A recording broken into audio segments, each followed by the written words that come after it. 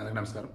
ఈరోజు Trump and Israel Netanyahu వీళ్ళు Iran మీద చేస్తున్నటువంటి యుద్ధానికి ఆపరేషన్ ఎపిక్ ఫ్యూరీ అని పేరు పెట్టారు.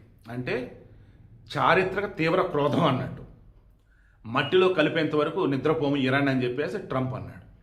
నెతన్యాహు కూడా ఈసారి ఇరాన్ వదిలేదు లేదు అన్నారు.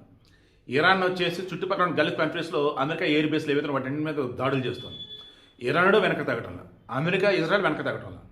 అటు చుట్టుపక్కల గల్ఫ్ దేశాలు మొత్తం ఉనికిపోతా ఉన్నాయి. ఇరానుడు ఏం చేస్తాడని.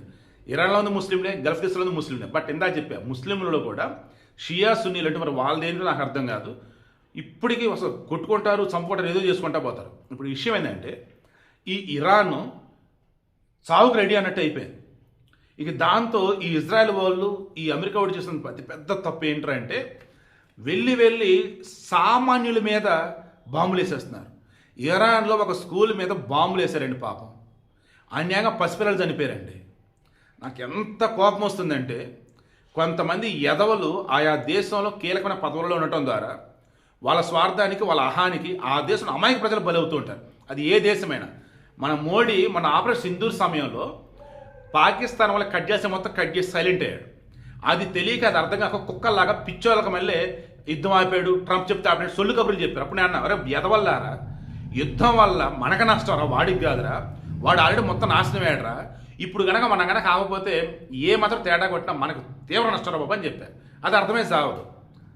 సో మోడీ ఇక్కడ పద్ధతిగా ఉన్నాడు కాబట్టి మనం హ్యాపీగా ఉన్నాం. బట్ ఇరానుడు లేగ్గాడు. ఇజ్రాయెల్ అమెరికా తెగించేశారు. దానివల్ల ఇరాన్లో నరకం అనిపిస్తున్నారు. ఇజ్రాయెల్లో కూడా ఆల్మోస్ట్ అలాగే సిచ్యువేషన్ ఉంది పాపం. బట్ వాడి దగ్గర ఎయిర్ డ్రోమ్ ఉంటుంది కాబట్టి, డిఫెన్స్ కరెక్ట్గా ఉంటుంది కాబట్టి వాడిని ఆపుతూ ఉంటాయి. అంటే ఏది రాకుండా వాళ్ళు ఆపుతూ ఉంటారు ఇజ్రాయెల్ వాడు. సో ఇంత మీకు నేను చెప్పేది ఏంటంటే ఇకనైనా ఒక ఫ్యామిలీకి సంబంధించి మీరు హెడ్ అన్నప్పుడు మీకు నచ్చింది చేయటం కాదు, ఫ్యామిలీ మొత్తానికి సెక్యూర్గా ఉండేది చేయండి. అండ్ ఓవరాల్గా ఏ దేశంలో సరే ఆ దేశాధినేత, ఆ దేశంలో కీలకమైన నాయకులు ఎప్పుడు కూడా ఫస్ట్ దేశం అనుకోవాలి. వాడి అహమో వాడికి ఉన్న బలుపో కాదనమాట. ఇటువంటి మూమెంట్లో చెప్పకూడదు. బట్ ప్రాక్టికల్గా మాట్లాడే చెప్తున్నా. దయచేసి ఫ్యామిలీకి సంబంధించి ఒక ఇన్సూరెన్స్ అన్నది ఉంటే చాలా హెల్ప్ అయింది.